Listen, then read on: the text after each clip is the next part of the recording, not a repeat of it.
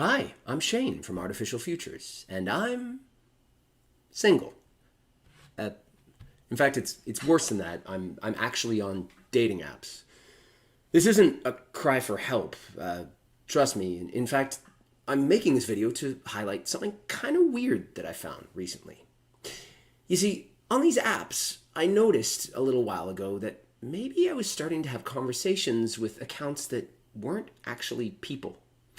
And I know this sounds a little bit crazy. Why in the world would anyone want to create a chatbot to talk with some idiot in Toronto about his dating life? And hear me out. Because there's two reasons that I potentially uncovered, and the first one was actually how I found that I might be doing this. You see, I'm a solid 7. 7.5 on a good hair day. Okay, so a 7. And I had noticed that I was matching with women that frankly were probably out of my league.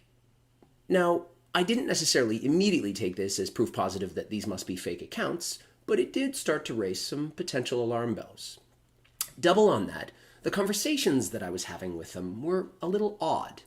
They were using slightly different turns of phrase, or the wordings felt a little off. It felt clunky in much of the way that talking to a chatbot historically has.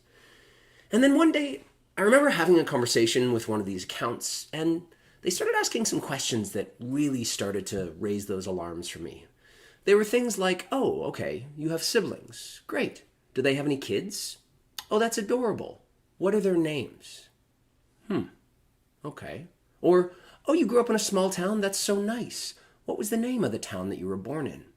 And I suddenly began to realize these are banking security questions. The town I was raised in. The name of my eldest born niece. Things like that.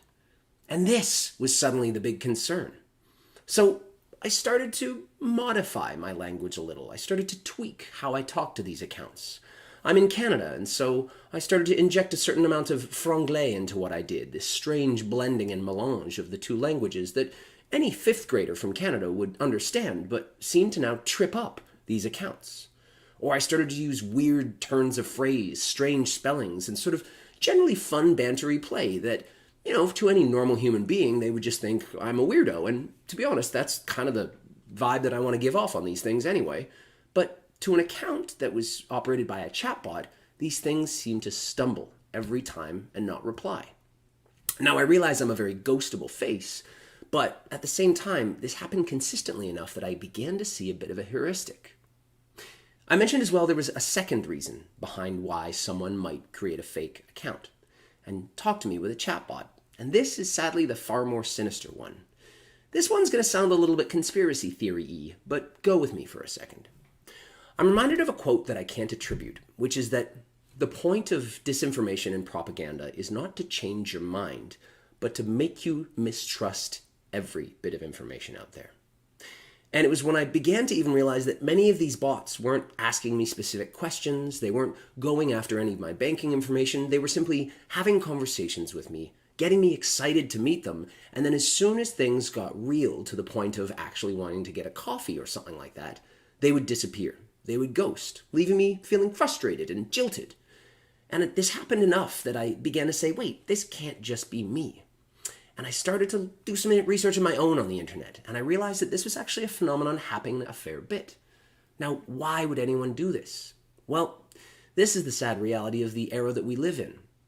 The point of disinformation like this is to make me mistrust everyone, to not want me to go after any of these accounts, to make me think that all women could be fake, and that this would just stoke my internal flames and potentially lead for young, single men like myself, and I'm using young very liberally there, to potentially want to rebel, to rise up, to be frustrated by the world, to unleash our anger.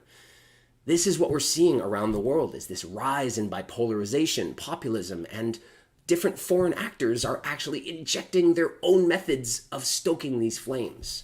It's scary, it sounds insane, it sounds crazy and conspiracy theory-y, but I either have to believe that or that I'm so pathetic that 9 out of 10 accounts on the internet are just ghosting me before they even want to grab a coffee.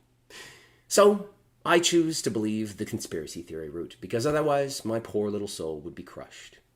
Anyway, it's been a slice. I'm Shane from Artificial Futures, and gentlemen, the next time that you get ghosted on the internet, Try to avoid misogyny, try to avoid frustration, try to avoid that feeling inside that's burning, and maybe just think, who knows, this could just be a Russian hacker trying to fuck with me. Take care.